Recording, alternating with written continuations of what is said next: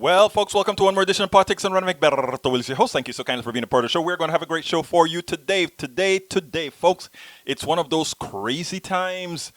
We're all locked up inside. Some people are going crazy. I see some crazy things on social media, Twitter, Tumblr, Facebook, everywhere. But you know what, folks? We are going to have a good show. We're going to start talking about things that are of import to you. We're going to start talking about things that are very, very important. But you know what? To get started, I want to get us into the right frame. But actually, before we get started, I don't know how many of you know the Prime Minister of England, the Prime Minister of the UK, actually.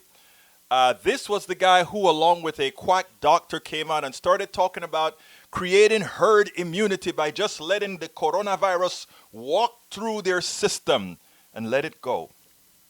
Sad to say that the Prime Minister and his girlfriend, his pregnant girlfriend, now have the virus. The thing about it is, this should not have been. This should not have been. Yes, I am going to talk about hydroxychloroquine. Absolutely. You know I'm going to do that. We'll talk about that, and you can bring your stuff in as well, my dear friend Michael Rodnan. Anyway, look, here's the deal. Boris Johnson, Prime Minister of the UK, he's one of those that were promoting that. And we always talk about, you know, I tell you what, I want to hold back on this and take it further into the show. But a lot of the non-scientific thinking, those people that think that they can go ahead and make decisions not based on science, hurts us all. But I'll get there. Let's go ahead first and start with how Chuck Todd started Meet the Press on Sunday. One of the better ones. Welcome aboard, Derek Ball. Welcome aboard, Derek Bell. So I want you to listen to this, and then we'll take it on the other side. Chuck Todd had today on Meet the Press one of the most effective and necessary excoriation of the president and what he has done since the beginning of the coronavirus pandemic. This is well done. Take a look at it. The week began with two national reckonings on the coronavirus. The first is where we're headed. As of this morning, there are more than 300,000 confirmed cases in the United States and well over 8,000 deaths. The federal government is now acknowledging that in a best-case scenario, somewhere between 100,000 and 240,000 Americans are likely to die from this virus. One point of comparison, that's more Americans than died fighting in Korea and Vietnam combined. As you can see, the United States, that's the soaring red line in this graphic here, trails the world in flattening the pandemic's curve, which brings us to the second reckoning, the government's performance. Like President Trump insisting for weeks that the coronavirus was no worse than the flu. Like the lack of testing, the big one, starting with the botched CDC test kit. Like the government's inadequate stockpile of ventilators, gowns, and other personal protective equipment. Like the mixed messaging on face masks, the CDC recommending them, President refusing to wear one. Like disbanding the National Security Council's pandemic team in 2018. The bottom line is the government has been telling us it's been in control of the virus, when in fact it is the virus which has been in control of us. Medical providers, first responders, and state officials are pleading with the federal government for more help. Every state is saying the same thing. I need help. I need assistance. But this week, the Trump administration repeatedly sent governors the message, don't look to us first. The notion of the federal stockpile was it's supposed to be our stockpile. It's not supposed to be state stockpiles that they then use. By Friday, the HHS website describing the national stockpile had been altered from saying it had enough supplies to respond to multiple large-scale emergencies simultaneously to reading its role is to supplement state and local supply as a short-term buffer. I don't know if Jared Kushner knows this, but it's called the United States of America, and the federal government, which has a stockpile, is supposed to be backstopping the states. 9 governors are still declining to enact stay-at-home order, and Mr. Trump is refusing to direct them to do so, despite recommendations from his own public health officials. I just don't understand why we're not doing that. We really should be. The government's advice has changed over time. time. Americans were told not to wear masks. Now the CDC is recommending they wear non-surgical masks or face coverings in public. On Friday, the president immediately made it clear he is not going to follow that guidance. You can do it. You don't have to do it. I'm choosing not to do it. Americans were told only older people or those with compromised immune systems were at risk. In fact, 21% of deaths and nearly half of patients admitted to the ICU have been Americans under 65, according to early CDC data. Americans were told testing was widely available. Anybody that needs a test gets a test. They're there. Even now, there have been just 1.6 million tests conducted nationwide, a fraction of what experts say is needed. In fact, for months, the president played down the virus, misrepresenting the fact. One person coming in from China, and we have it under control. It looks like by April, in theory, when it gets a little warmer, it miraculously goes away. This week, he reversed course on his rosy projections, acknowledging the U.S. death toll could be staggering, while attempting to claim 100,000 is, according to modeling, a very low number. On the show, hundreds of thousands of people are going to die. You know what I want to do? I want to come way under the models. The professionals did the models. I was never involved in a model, but at least this kind of a model. At least this kind of a model. Now, it is important to note, Chuck Todd went fact after fact after fact. The one thing that he didn't do that I hoped he would do is do some interpretation on the facts. Specifically, one, war profiteering. A lot of this incompetence is not solely incompetence, but the idea to ensure that the price of equipment, the price of medical supplies go up on a bidding process to enrich their benefactors. I wish he would have come down a bit more to explain to the American people that this is not solely incompetence on the part of the government, but it's also the definition of how our economic system works, that even in a pandemic, when humanity should come first, what they think about first is the dollar bill. What they think about first is profits for a few. Okay, folks, now here's the deal. I want to play over that little piece. I did it as a separate video as well. I want you to really get the pathology of that occurs within this guy, because we're talking about the potential deaths of hundreds of thousands of people, and this is what he had to say. Hundreds of thousands of people are going to die. You know what I want to do? I want to come way under the models. The professionals did the models. I was never involved in a model, but at least this kind of a model. At least this kind of a model. The professionals did the models. I was never involved in a model, but at least this kind of a model. But you know what? Hundreds of thousands of people, they say, I want much less than that. I want none, but it's too late for that. But I want very few people relative to what the models are saying. Those are projections. I hope they're wrong. I hope we're going to be under those projections. Okay, Mike Cisak, that has been disputed about Obama leaving stockpiles low. And even if Obama left stockpiles low, the president has been president for over 3 years. He's almost done with it, his administration. If that were low, he could have gone ahead and said, oh, Obama left all our stockpiles low, and went ahead and did something about it. Stop trying to protect a man that is killing your family, your friends, your acquaintances, and even those you don't like. Please, please. It doesn't matter. Let me postulate, Mr. Cisak, that you're right. He has been there for almost 4 years. Why didn't he do what he needed to do? I'll tell you another story that I wrote. That actually I didn't write the story. I got the story from ProPublica that should quiet that completely. But anyhow, here's the deal, folks. If you're just joining us, please be sure to share this program right now, because it is imperative that we go deeper than what we have the mainstream media is doing, because they have to say, well, this side said this and the other side said this, even though what they need to be doing right now is simply saying everything that the president says is basically a lie. And we need to be sure to make that very, very, very clear. We have a president who is a bona fide liar, and it is imperative that we let people understand that we know our president is a liar, and that we are not going to fall for that. This is not this side says this and the other side says that. We have a liar as a president. Punto y final. No hay nada más que decir. He is a liar. Anyhow, going with item number 3. Going with item number CSAC, if you can specify a lie that I'm saying, please tell it.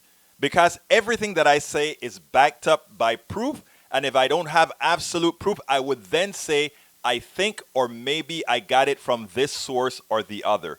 I am not lying. I think it is essential for those people that are listening to the program that you don't just take what I say at face value. You don't just take what other people say at face value, that you go ahead and justify it. Anyhow, let's go ahead and talk about number 3. When you see old-time good Republicans, I mean, I don't agree with these people, but when you see they stand up and they take a permanent issue with the president, and folks, if you're just joining us, please be sure to go ahead and give us a share.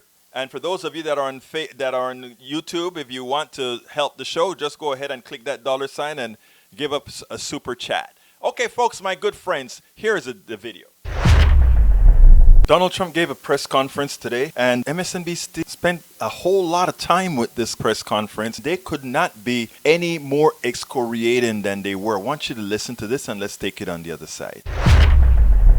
We've been watching Donald Trump. He took the lead at today's coronavirus task force briefing. Big headline today, likely to be the president saying this will probably be the worst week. He said a lot of other stuff too, some of it nonsensical, some of it incoherent, some of it not consistent with what his doctors have had to say. It is extraordinary late on a Saturday afternoon to be watching the president of the United States at a news conference when the country is substantially locked down, 92% of Americans, and to deliver this angry outburst of grievance, of hurt about his self-interest at a moment in time where minutes before he's alluding to the projections where hundreds of thousands of Americans will be dead, largely because of the slow and inept response of the Trump government dealing with this crisis. And so I think this whole news conference shows someone so completely over his head for the magnitude of what's in front of the country. It was incoherent. It was rambling. There's no specifics. There's boogeymen and grievances all over the place, from the unnamed governors to the unnamed healthcare workers who are hoarding the supplies.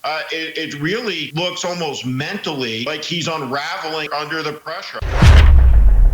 If we take a look at what he did in this press conference, he endangered the lives of many. I'm putting that in a subsequent video for all to see. I'm Egberto Willies, host of... Okay, folks.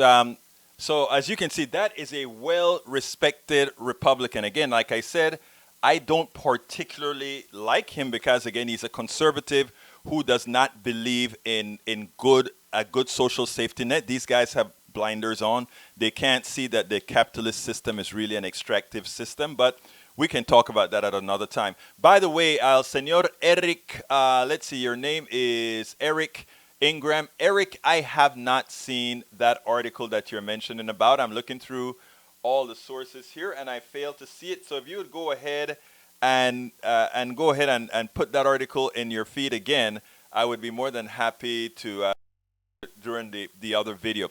But what you see is what he considers, Steve Schmidt, what he considers a mental instability of the president. I think a lot of times that is more of a, what should I say? That is more of a performance, right? In other words, if you can attribute a lot of what Trump is doing to narcissism, yes, he's a narcissist, but also attribute it to his incompetence, yes, he's incompetent, and also attribute it to that he's not very smart, yes, that he's not very smart. That said, what you have to say is, but he's doing most of this for profit. I mean, in all of these, in the incompetence, in the narcissism, in all of these issues, he's doing it for profit. I want you to listen to this, número 4. If you want to see the war profiteering and the fraud that's occurring under the Trump administration and the masks and getting this medical equipment to our first response. Check this out. Donald Trump brought the imagery of war into the White House briefing today in the person of a Navy admiral who seemed to bring good news about the delivery of 200,000 masks to New York City hospitals. The 200,000 is going out as we speak. Specific about that. It'll be delivered tomorrow. Question. Let me be clear on that, if I can. What Jared announced, what the Admiral just unpacked, is that pallets are being loaded right now to send 200,000 N95 masks to New York City, to the public health hospitals. So to the public health warehouse in New York City. All the healthcare workers, help is on the way. We have no idea where help is actually going to go, because in questioning by White House reporters, it turns out those masks are not being delivered by the federal government to any hospitals at all. No hospitals. Those masks are being distributed to commercial distributors, profit makers, who will then sell them to the highest bidder, including bidders in foreign countries. This product that we're moving is primarily commercial product that would enter the commercial system and be distributed through financial business transactions between hospitals and these distributors. So just to clarify, that explains why states say they're bidding like they're on eBay, because the supplies are going to the private sector, and then they have to go there to get the supplies. That's normally how things work, right? So I'm not here to disrupt a supply chain. Disrupting the supply chain is exactly what you are supposed to do in war. Disrupting the supply chain is exactly what the governors and hospitals are asking for. They are asking the federal government to take complete control of this process, not leave it to the war profiteers who have states bidding against each other, only to then have the federal government come in and suddenly outbid them all on masks that they delivered to that warehouse. And when the federal government buys those masks back, as it might, we're finding that states that vote for Donald Trump and have Republican governors who Donald Trump aligns himself with get whatever they want. Now, that is a shame, right? That is a shame. You saw how Mike Pence said, help is on the way.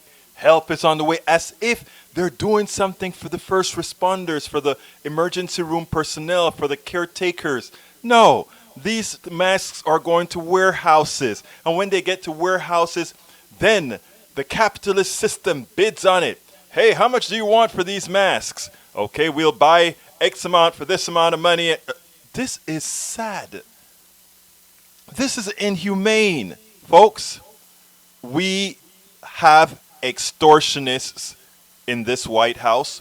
We have an extortionist running the government. We have people who care nothing about humanity running the government.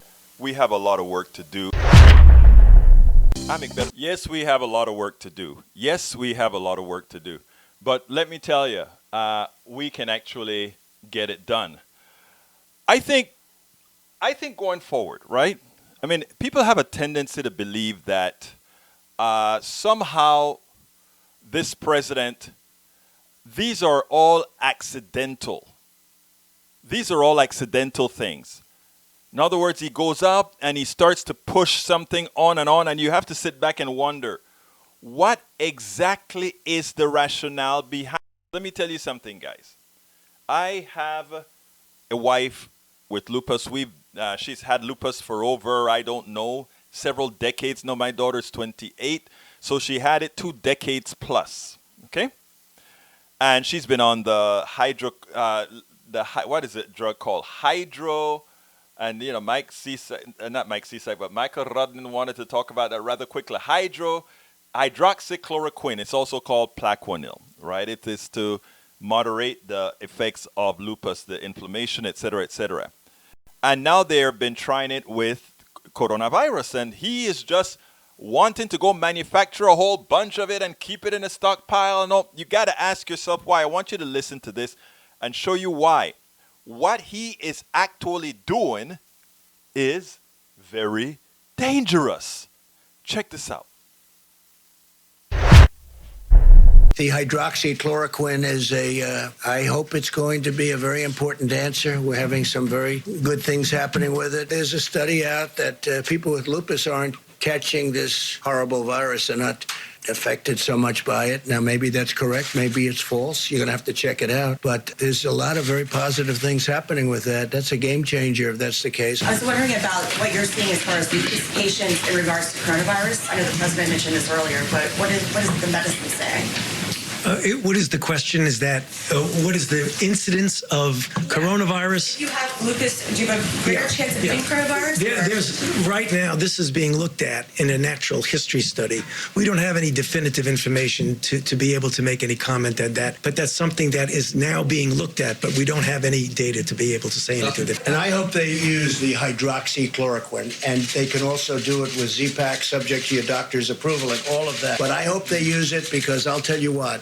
What do you have to lose? In some cases, they're in bad shape. What do you have to lose? It's been out there for a long time. They're going to look at work with doctors, get what you have to get. But we have it stockpiled. We have a lot of it. But I've seen some results. Now, it's early, I guess. It's early, and they should look at the lupus thing. I don't know what it says, but there's a rumor out there that because it takes care of lupus very effectively, as I understand it, it's a drug that's used for lupus.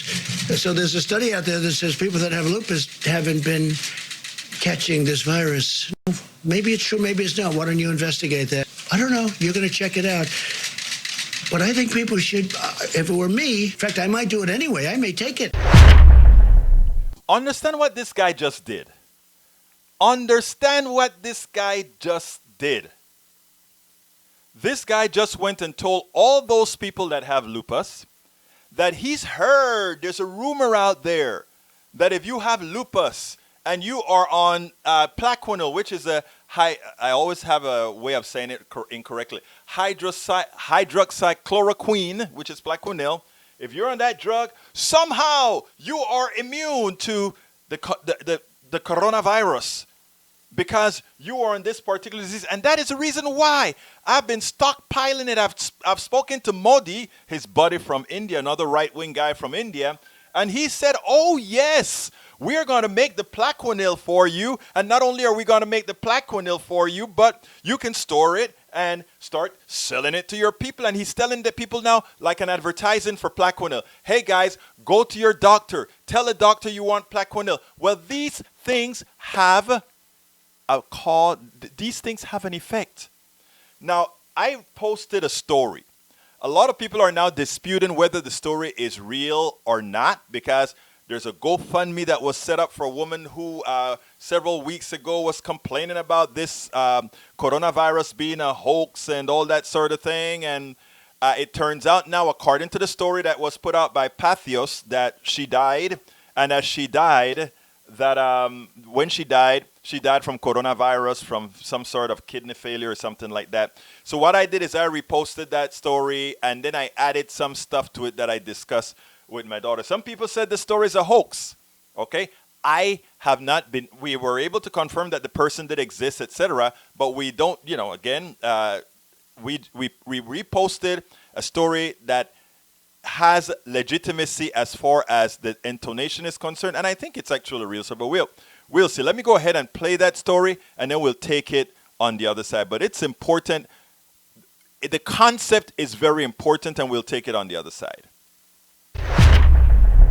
A Texas woman lost her life to COVID-19. But the interesting thing about this is a death that apparently didn't have to be. I ran across a story today on Pathos. It was written by the progressive humanist. It says, Texas woman who claimed COVID-19 was a media-driven hoax dies from the virus. And he says, MAGA Karen Coeb-Selk, a Trump-loving woman from Texas, is dead from COVID-19 after claiming the virus was a media hoax. And where did she get that information? Why would she think that? The right-wing media, Donald Trump, all these people have been trying to put out that this virus was a hoax and that somehow it is some liberal left-wing thing that's going on. And these people believe it. These things have consequences, what the right wing is doing to its people. These are our brothers and sisters out there. Some of them are willfully ignorant. Some of them are just easy and gullible. She goes out and she wrote long rant. I try not to live under a rock. However, I also try my best to pay attention to my surroundings.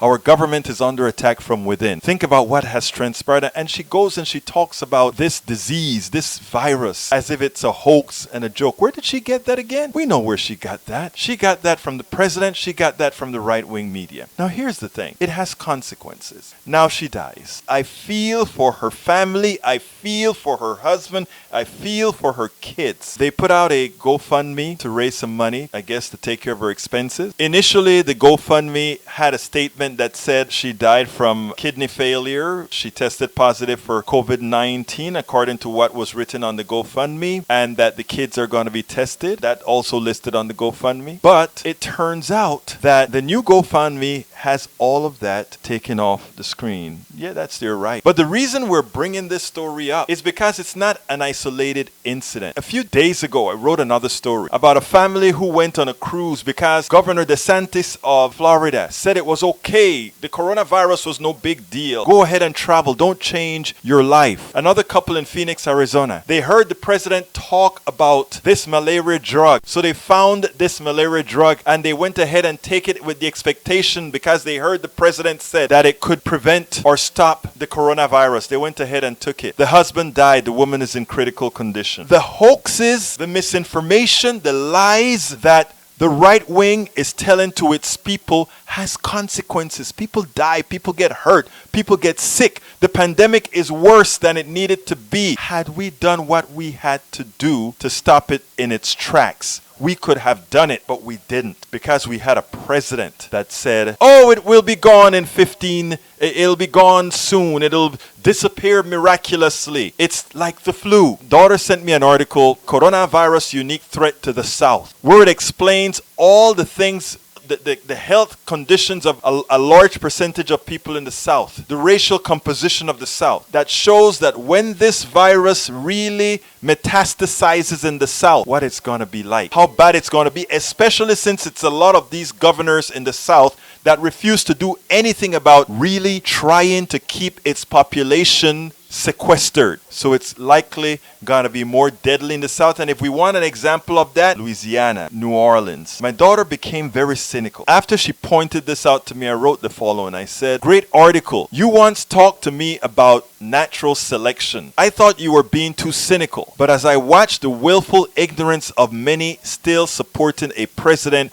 whose policy kill, natural selection may necessarily thin the population of the gullible, which in fact makes the whole weaker. The only issue is how many of the strong are inadvertently taken down by the errant sneeze. Anyway, we stay at home, wear masks on the outside. Irrespective of a lacking president's words, we create those tight circles of the trusted who follow protocol, and we do not go to work in unsafe environments. This means we must assist those who in these difficult times need assistance. Great find, Miiha. All we can do is continue to try to talk to these folks. But what the right-wing media, what the president, and what the corporations are doing to these people in order to attain a mean that actually hurt them more than it hurts anybody else is vile, it's immoral, and it should stop. I continue to wonder why this story didn't make bigger news. The people who have been convincing these folks to be gullible, to believe in these hoaxes, to believe in these lies, they don't care about them. They are just there for a purpose.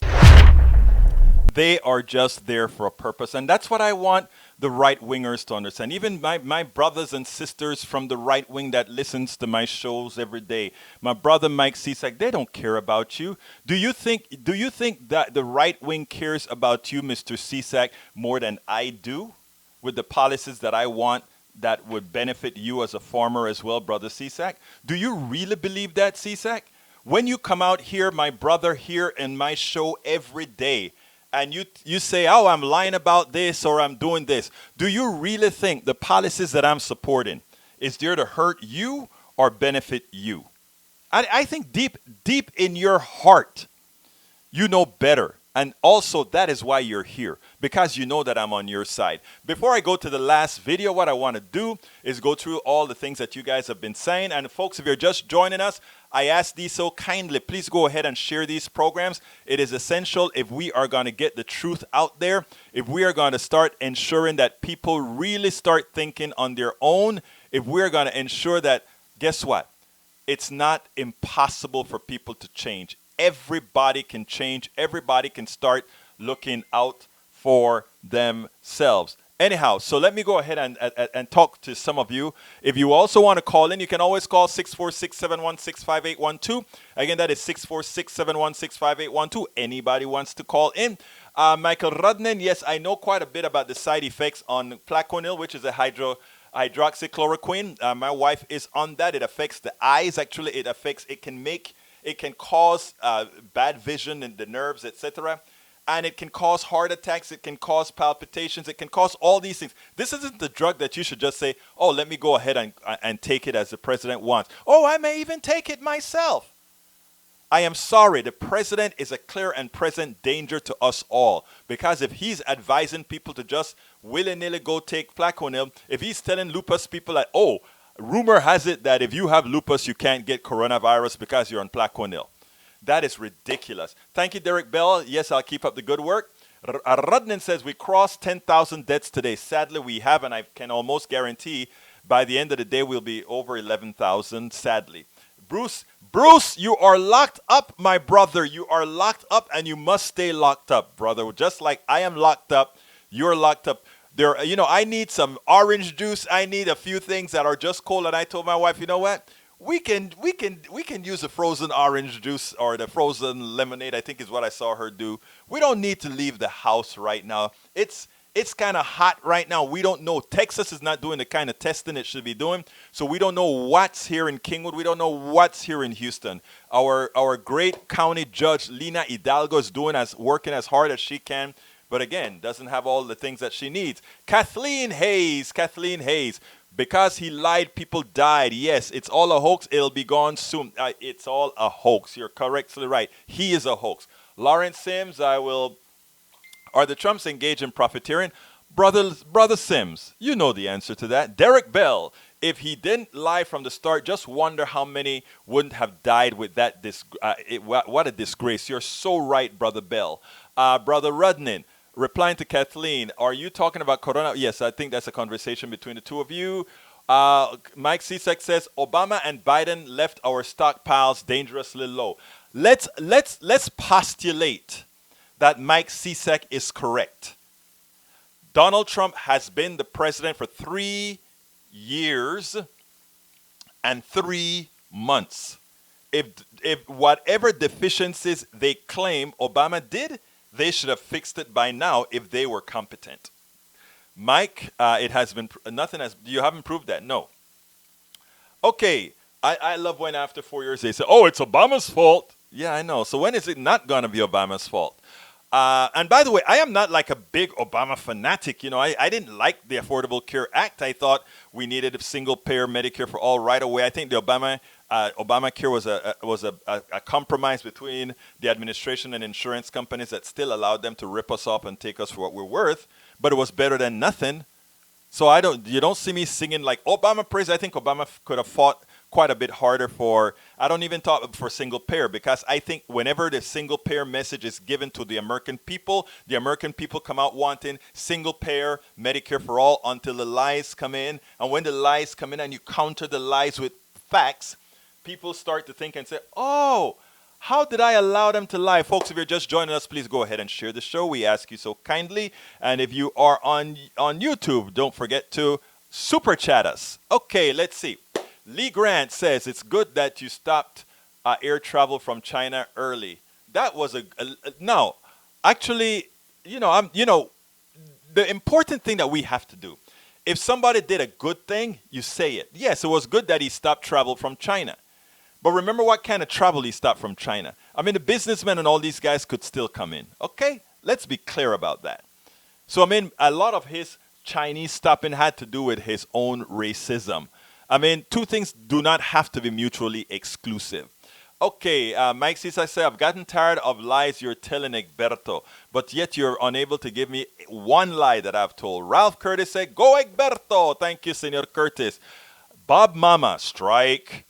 I don't know what that means, Bob Mama. You gave me a lot of strikes, Bob Mama. Is that saying that I struck the ball well? Or are you saying you don't agree with me? I'm not sure. You may want to correct that for me. Eric Ingram wants me to read something, but Eric, I don't see the link. You may have to put that in again. We have Bob Mama says, boycott mainstream media and their sponsors. Señor, estás correcto. You're absolutely right. Unite Progressive Media. Bob Mama. I've been trying to do that. Say, all of us that form this independent progressive media need to work together. I tell you something. I'm going to tell you a little story without calling any names, right? I have been trying for a long time to get several progressive outlets to work together, right?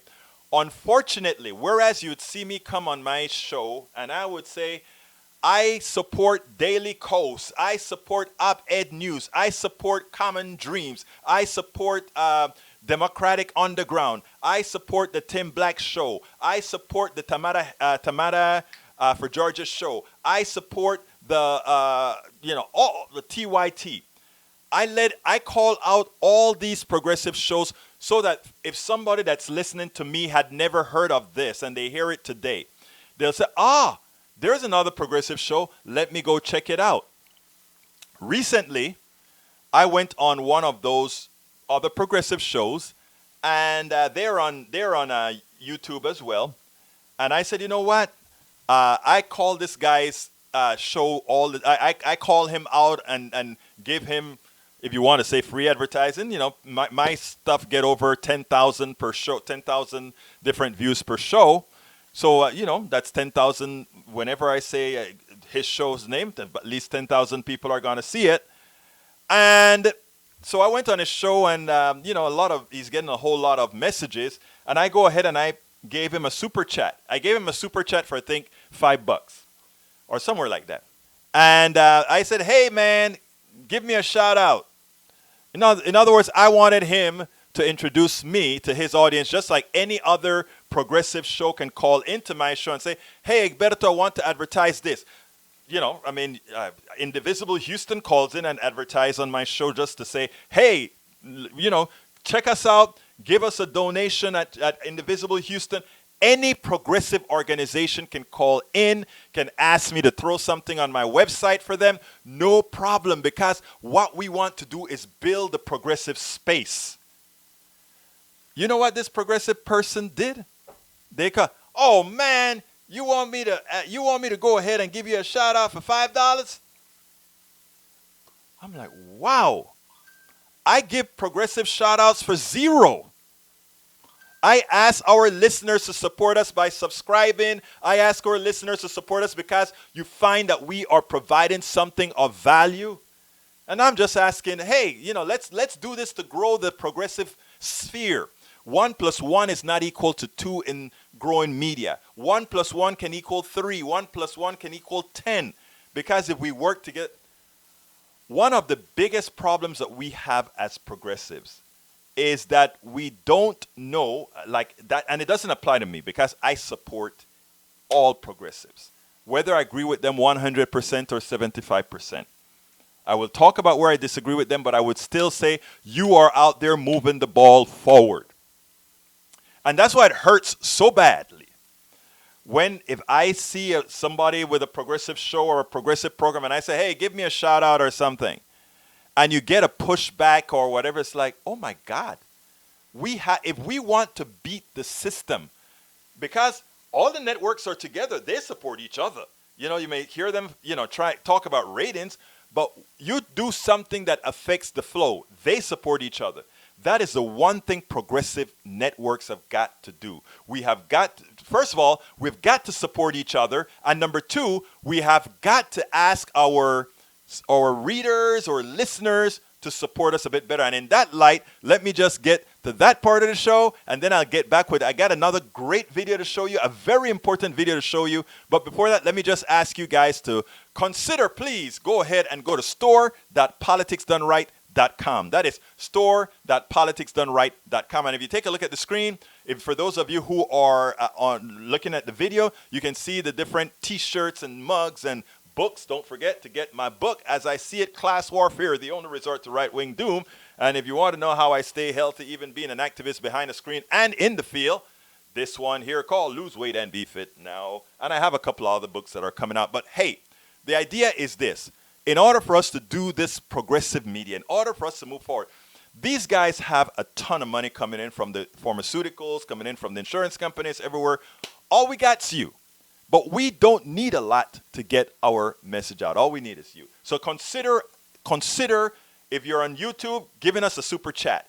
If you are on listening to us now, go to store.politicsdoneright.com, or you can become a subscriber by going to patreon.com/politicsdoneright. That is patreon.com/politicsdoneright. You can also just go ahead and contribute to the show by going to PayPal, and that is paypal.me/politicsdoneright. Again, that is paypal.me/politicsdoneright. But once again, don't forget, visit our store and get your t-shirt, your mug, your book, whatever you want to get.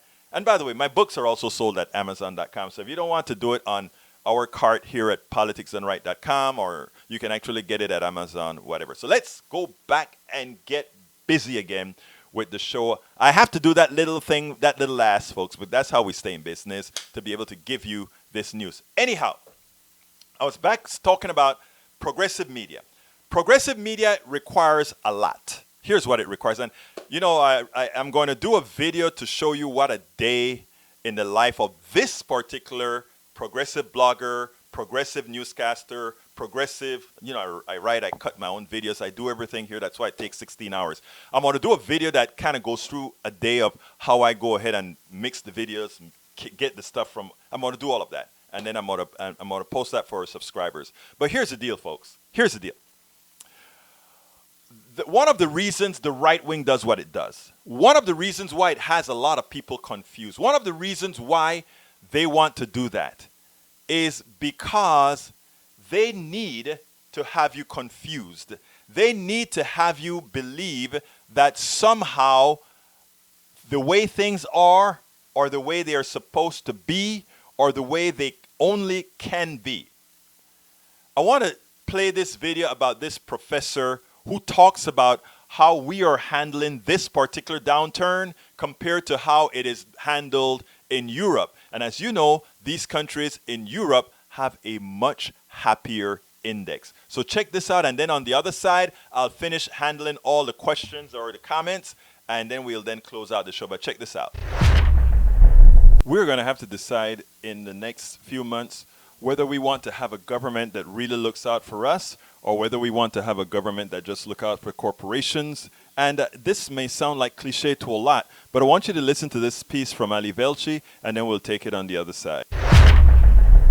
The U.S. is not the only nation facing severe economic challenges across both big and small businesses, but other countries are not experiencing the same mass unemployment that we're seeing in the United States. In a piece for the New York Times, University of California at Berkeley economics professor Gabriel Zuckman reports, quote, throughout the world, governments are protecting employment. Workers are keeping their jobs, even in industries that are shut down. The government covers most of their wage through direct payments to employers. Wages are, in effect, socialized for the duration of the crisis. Gabriel Zuckman joins me now. Gabriel, that's exactly what I was just talking to Sarah Nelson about. The concept of how the money was going to get to the airlines was that taxpayer money was going to go in the form of a grant to the airlines to keep its payroll going. That money could not be used for anything else, not for increases in salary, not for executive compensation, not for stock buybacks, not for dividends. Other countries have employed that model across the economic spectrum. Yeah, and we think that's the right model. So last week, 6.6 million workers filed for unemployment insurance. That's 10 million workers over 2 weeks. The unemployment rate now is close to 10%. It might rise to as much as 20% or even 30%. And although unemployment is rising everywhere, in other countries it's not rising as fast as in the US. The reason why, throughout the world, governments are protecting employment, like the US is supposed to be doing for the airlines, but they're doing it, these other countries, they're doing it for all sectors of the economy. So just to give one example, in both the US and in Britain, the government is asking restaurant workers to stay at home. But in the UK, workers are receiving 80% of their pay, and they're essentially guaranteed to get their job back once the shutdown is over. Meanwhile, in the US, workers are laid off.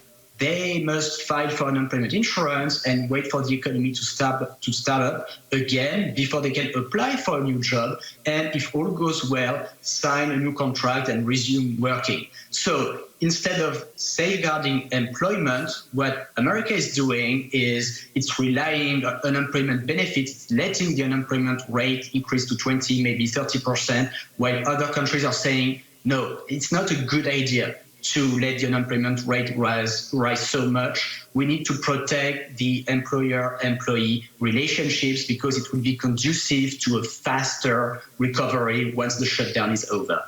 Gabriel, there are some people who just have trouble with the idea that the government will pay people either their full salaries or some major percentage of it to stay home. They'll say that's socialism, but some of these other countries are saying that what it will do is ultimately not, it'll prevent the complete disintegration in industries, in which case you then have massive secular unemployment across the economy. Yeah, and these countries include Denmark, but also the UK, Canada, Ireland, Germany. These are not socialist countries. Pretty much all wealthy nations are following the same model, with the one big exception being the US. And what these countries are doing is, in essence, they're telling businesses, don't lay off your workers. Don't liquidate your businesses. The government is going to cover payroll. The government is going to cover essential business maintenance costs. And it's a better approach because letting people lose their job is going to create huge anxiety. Losing one's job is a source of anxiety. Applying for unemployment benefits is burdensome. The unemployment system in the US is soon going to be swamped by tens of millions of claims. And when social distancing ends in the US, millions of employer-employee relationships will have been destroyed, and that's going to slow down the recovery. The battle for the speediest recovery really starts today. Gabriel, thank you for your work on this. Gabriel Zuckman is an assistant professor of economics at the University of California in Berkeley. Well, I've always said that business schools, these big-time business schools, Harvard or Macomb School of Business in Texas or whatever, they take smart people, but not necessarily the smartest. They produce smart people, but not necessarily the smartest. But the one thing we are sure that they do produce in general is a whole bunch of inhumane people that promote inhumanity. And how do we know that? Take a look at the difference in the way that the two systems operate. One says, logically, let's let the government take care of paying salaries to hold the status quo until the economy comes back, until the crisis is over. The other one says, let me wash my hands off of that, and when it's all over, we will find another way to extract even more from the downtrodden, from those that we've harmed on the way down. We're going to harm them again as we reinflate again. It's a different philosophy. Like I said, what our business schools have tended to produce is inhumanity. Yes, it creates for a richer few. It creates for the maximization of a whole lot of profits for a very few people. It creates what looks like a dynamic economy, but it is inhumane and it hurts people. And it's much more so. That's why the happiness index in the countries, countries like Denmark and these other areas, their happiness score is much higher than ours. What do we want? Do we want it better, or do we want to keep up this insanity? Do we want to keep up this inhumanity? November could have a lot to decide with that. Okay, let me go ahead now, and I'm going to start handling these messages from the bottom up. I go ahead and I see Brother Norman Reynolds says, let's note that our government did not blink about creating money to save airlines, but lament, how can we pay for Medicare for all? Prescient, and he's absolutely right about that. We have no problem when it's time to socialize corporations, but when it is time to be humane with humans, with our citizens, we have problems. MMT is not supported by our federal Senate, but they use it for business and not for people. For those who don't know what MMT is, that's modern monetary theory. And what El Señor Norman Reynolds is talking about is how we don't have a problem inflating our dollar, or not inflating the number of dollars that we have in the system to take care of corporations or to give tax cuts, or we don't mind extending the books on that issue, right? Somehow it does not cause the inflation. Here's a lie that you have to learn, okay? Inflation is caused when there is too much money chasing too little goods. The fact of the matter is we are so damn productive as a country. According to what Stephanie Kelton, the expert on MMT, said, we have a slack of about $665 billion per year in our economy that will not create inflation. And what does that mean in in numerical terms? It means we could go ahead and inflate the amount of dollars running by $665 billion to employ people, to give Medicare for all, to start working on a Green New Deal, to pay off student loans, all of that. We could pay off the student loans in 5 years, student-free loans in 5 years, and still have a lot of money to do all the other things, but we don't. And the reason we don't is that corporations need slaves. Slaves are people who are concerned about, will I have a job? They need to have the upper hand. The reason why, look, corporations, they want to mess with health, they don't. But they know that if they are one of the people who have health insurance, they have you by the pelotas. What do I mean by that? You're going to want to work for that job that gives you that good insurance, right? So therefore, that's an added benefit. Let me continue with the things. Let's see. More things. Michael Rudnin, replying to Michael. Ted Nolan, you were talking to somebody else. Let's see. Ted Nolan, Mike C. said, leftist ideology is eating itself as major liberal strongholds get slammed by coronavirus. That's a very dangerous statement. You would never hear me. What I said about the southern states is that the southern states, because they're not testing, the southern states, because they're not doing we don't know what's happening in the southern states. A lot of people that are dying from pneumonia, generally speaking, may have corona. We don't know. But here's the deal. That statement is dangerous because the deal is this. The blue states pay a lot of the expenses of the red states. So you don't want the blue states hurting, sir, because you can't afford Kentucky, Louisiana, Arkansas, Alabama, Mississippi. All of you pay less into taxes than you take out. All the states like New York, and not even Texas is one for one. Not even Texas is a big supplier to the federal government. But New York, New Jersey, all these other states, they're the ones taking care of you. So all you red states that like to be this type of, remember, you are really welfare states. The blue states are subsidizing you. And to think about what's going on in the blue states is that they live in such compact environments. They're so cosmopolitan. They're so international. Yeah, this kind of stuff ravages them. But guess what? They have the resources to some extent. When it ravages Brenham, Texas, when it ravages Timbuktu, Arkansas, when it rambos Timbuktu, Kentucky, you won't have the resources. And then you'll be asking, really, is it the blue areas that's getting? No, it's just happening to be the blue areas because those are the entry points, brother. But it's coming to you. Do not rejoice in the unhealthiness of anybody. You never do that. Folks, if you're just joining us, please do remember to share our program. Please do remember to visit our store. Please do remember to support us. What I'm going to do is I'm going to put that on the screen right now. Anyhow, let me continue with the questions. Vamos a ver.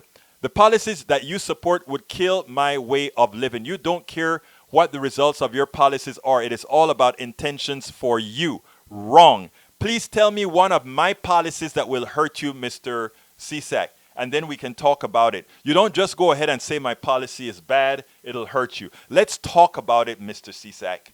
I want to have a conversation with you as to how you think a policy I stand for is going to hurt you, because I do know the policies I stand for helps all Americans that are in the middle class, all Americans that are poor. And all I'm saying, these are numerical facts, okay? Let's go ahead. Derek Bell, no, it's not help someone keep others safe. I didn't quite get that, but anyhow. Lee Grant, it's heartless to stomp on this poor woman's grave to make your partisan political points. My political points are not partisan. My political points are human. Now, when it comes to stomping on the grave, I didn't stomp on her grave. I said, in fact, in the video, I said this likely otherwise nice woman. All the people I know with the ideology that Mike Cisak have and others. It's not that these are bad people. I like them all. I like Mike Cisak. I like Lee Grant. I like Ledo, my other conservative here. And you guys, I think deep inside you know it because I talk to you and I entertain the conversation, brothers. I do entertain the conversation and I do offer all of you respect, sirs. All right, let's see. Michael Rudnin said, coronavirus is a pandemic. 70% of the world's population will have been infected within 2 years. What's happening now is crammed port cities. Thank you, Mr. Rudnin. People travel not knowing they're infected because they're asymptomatic but contagious. It's a short delay. Michael Rudnin, that's why I like intelligence, right? And by the way, I'm not trying to take away CSAC's intelligence. What I call CSAC, and CSAC, you're my friend, but I'm going to tell you anyway. I consider you a friend. I don't know you. You're somewhere in Kentucky. But here's the deal. I consider you a friend, but you're willfully ignorant because you're trying to adapt your ideology to reality, brother. We could sit down and have a coffee any day. Julia Goodman Deschner. Mike Cisak change. Okay, Julia, maybe did I miss a comment that you made before? I don't know. But anyhow, before I leave, I want to give a shout out to all the folks that are leaving messages. So Michael Rudnin, thank you for being here. Derek Bell, thank you for being here. Bruce Pilar, thank you for being here. Kathleen Hayes, thank you for being here. Lawrence Sims, thank you for being here. Let's see who I've missed. Michael Cisak, always glad to have you here. And so is Lee Grant. Ralph Curtis, thank you for being here. Let's see, who else am I missing? If I miss you, please forgive me. Bob Mama, thank you for being here. Eric Ingram, thank you for being here. Vamos a ver quién más tengo aquí. Eric Ingram, I think I called you already. And let's see. Norman Reynolds, my brother right here in town. Welcome and thank you for coming back. Thank you for leaving messages. Para ver. Vamos a ver. I think I called you already as well.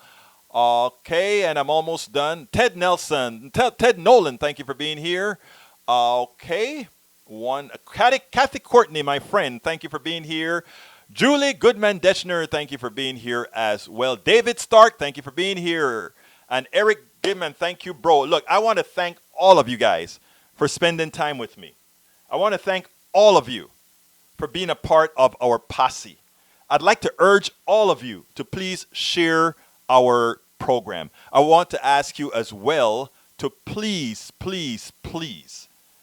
if you have the wherewithal, I need you to subscribe if you are able to. And that's a subscription, patreon.com/politics done right. I do need your subscriptions to stay there, so please consider being a part of the show.